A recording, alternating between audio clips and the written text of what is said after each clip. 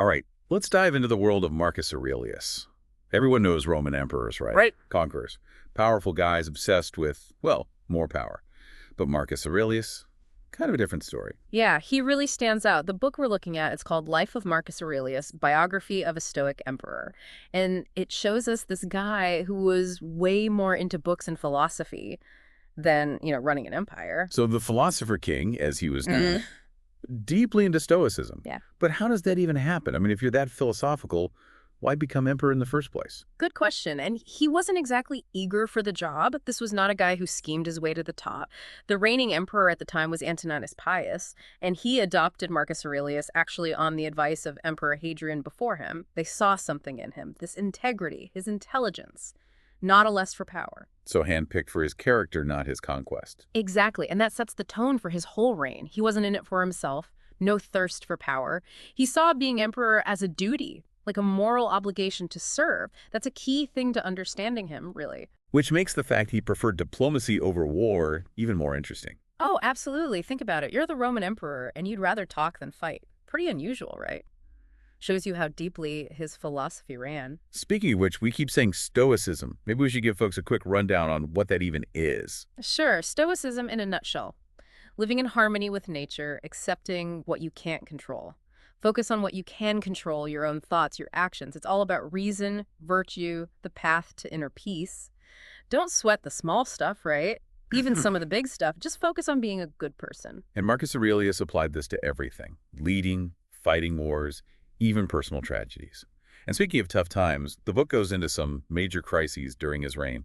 Barbarian invasions, political unrest. Yeah. Oh, and a plague. Not exactly a relaxing time to be in charge. No, definitely not. While other rulers were all about wealth and luxury, this guy, Marcus Aurelius, he saw it as a chance to serve the people. Yeah, it's almost like he was playing life on hard mode, you know? Ruling an empire, A&D, trying to live up to these incredibly high standards. That tension between power and philosophy, it's a big theme in his life, especially during the Marcomannic Wars. Those are those huge wars against the Germanic tribes, right? Yeah. Years spent defending Rome's borders. It's hard to imagine a philosopher on a battlefield. And yet, that's what he did.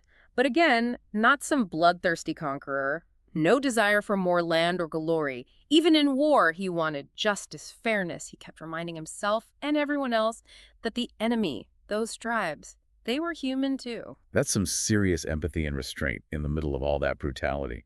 Makes you wonder, how did he stay grounded?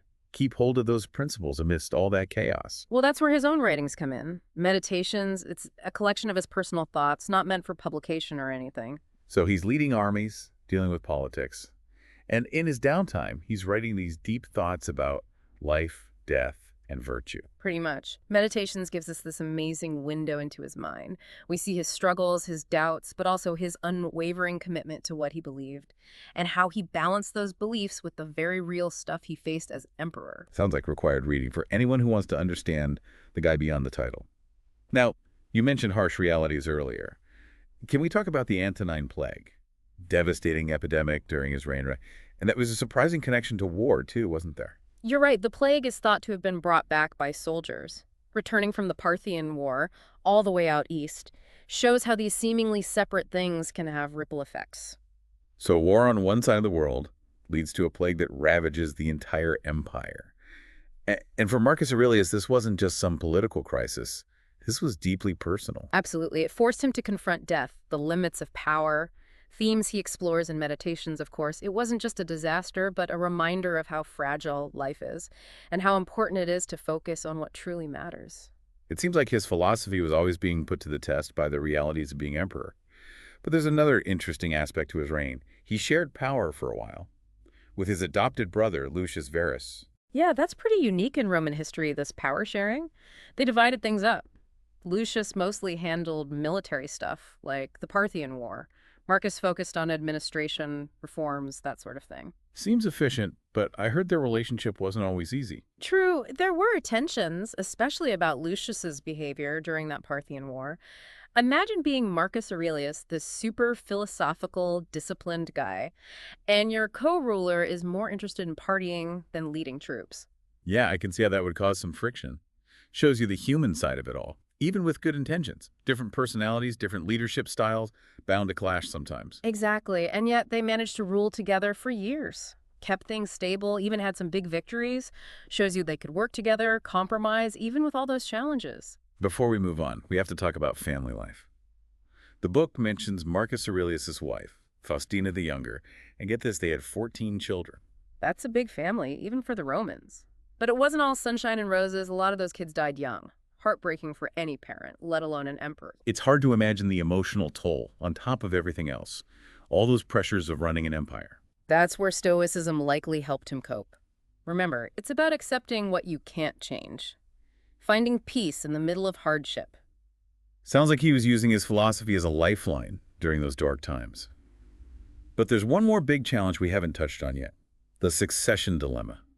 The book says Marcus Aurelius knew his own son, Commodus, wasn't fit to rule, but tradition said he was the heir. Yeah, fascinating dilemma, right? Personal feelings versus duty. He broke from the tradition of adopting capable successors, and that decision had huge consequences for Rome. Almost Shakespearean, this incredibly thoughtful, philosophical ruler makes a choice based on bloodline that ends up hurting the empire he dedicated his life to.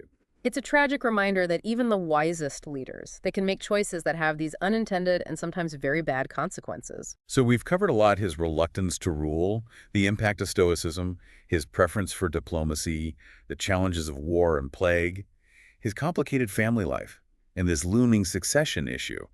What were those final years like for Marcus Aurelius, knowing that his chosen heir was likely to undo so much of what he worked for? Yeah, it makes you think, doesn't it? Imagine carrying that weight, leading an empire, knowing the guy next in line. Wow, it had to weigh on him, especially as his health got worse. But according to the book, those last years were tough. Illness, the never-ending wars, and then the whole question of Commodus's future.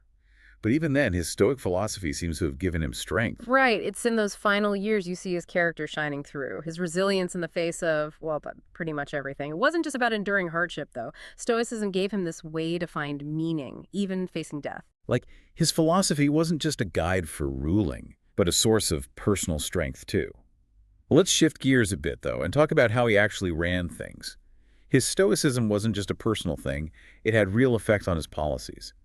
What are some examples of how his beliefs actually shaped what he did as emperor? One big one was his focus on justice. He believed the law should apply to everyone equally, no matter your social status. So he made some big legal reforms. Protecting the vulnerable, things like strengthening the rights of slaves, making sure there was fairness for all. So he wasn't just talking about ideals, he was putting them into action. Exactly. And this went beyond just laws. He knew that how well the people were doing was vital to the empire's stability. So he set up social welfare programs, providing food, assistance for the poor. It's fascinating, balancing those big concerns with real compassion for individuals. It really changes the image you might have of a Roman emperor. It does. He embodied a different kind of leadership, grounded in virtue, in reason, and a genuine care for the people. Now, you mentioned earlier he wasn't a military guy at heart, but he ended up leading armies for years, those Marcomannic Wars especially. How did he square that with his philosophical side? He saw war as a necessary evil, something he had to do to protect the empire. But even then, he emphasized restraint, justice, not going overboard. It wasn't about crushing enemies, but defending Rome's borders, finding a lasting peace. So even in the toughest situations, he tried to stick to those Stoic principles. Right, he saw the enemy as human beings, not monsters. Recognizing their humanity even while fighting them. That was rare back then, tells you a lot about the man. Makes you think, what if more leaders thought like that? How different could things have been? It's a good question, isn't it? What if power was always used wisely, with compassion, even in war? Okay, let's go back to his family life for a moment. We talked about the 14 kids, the losses they experienced. What was his relationship with his wife, Faustina the Younger, actually like? It seems to have been a true partnership, respect, and affection. She was a smart woman, independent, involved in the court. She even went with him on some of those military campaigns. That's cool. A Roman empress who was more than just a figurehead. Definitely. And while their big family brought them joy, there was also sorrow. Losing so many children, that had to be incredibly painful. Reminder that even emperors weren't immune to the fragility of life, the pain of loss. And once again, it seems like Stoicism helped him through that. Absolutely. Gave him that framework for coping with what you can't control. Finding strength, even in the dark times, that comes across so strongly in Meditations. It's not just teachings, but this raw, honest record of his journey. So we have this emperor who's not just ruling, making laws, But dealing with the same human emotions we all have, loss, grief, doubt, it makes him seem so much more relatable somehow. Exactly. It's that struggle, trying to be good, to lead well, with all life throws at you. That's what makes this story so powerful, even now. Before we move on to the last chapter of his life, I want to circle back to the succession thing. Why do you think he chose Commodus after all? Despite his doubts, I mean. That's a question historians have debated for centuries. Some think it was duty, sticking to that traditional line of succession. Others say maybe it was a father's love, hoping Commodus would rise to the occasion. Unfortunately, Meditations doesn't give us a clear answer, but it does give us insight into his thoughts on leadership, what qualities matter to him. So, some missing pieces of the puzzle. But knowing how thoughtful Marcus Aurelius was, choosing Commodus must have been agonizing. It had to be, and the results, well, we know they were devastating. Commodus's rule was the opposite of his father's: tyranny, excess, and ultimately the empire starting to decline. Tragic reminder that even the best intentions can backfire. No one, not even an emperor, can fully control how things play out. As we head into the final part of our deep dive, let's zoom in on those last years. How did Marcus Aurelius handle his failing health and the uncertainty of what Commodus would do? Those final years, it's important to remember Rome wasn't exactly peaceful. The empire was facing all sorts of threats, both inside and out. Yeah, the book really paints this picture of constant crisis. Huge empire, resources stretched thin, those barbarian tribes always attacking. Exactly. And inside you had economic problems, social unrest, the plague still lingering. Not exactly a relaxing retirement for the emperor. It makes his dedication to duty even more impressive. Sick, exhausted, but still leading those campaigns on the frontier. Shows you his strength, his sense of responsibility. Imagine constant pain, knowing your time's running out, but still feeling that obligation to protect the people. Really shows how much he believed in those Stoic principles. Accepting what you can't change, focusing on your duty. Absolutely, and Meditations becomes even more powerful when you consider that. Written during those campaigns, in the middle of all that hardship, these are his personal reflections, facing his own mortality, thinking about his legacy, what it means to live a good life. It's like we're reading his diary, his most private thoughts as he's facing death. Exactly, and what's striking is even then there's no bitterness.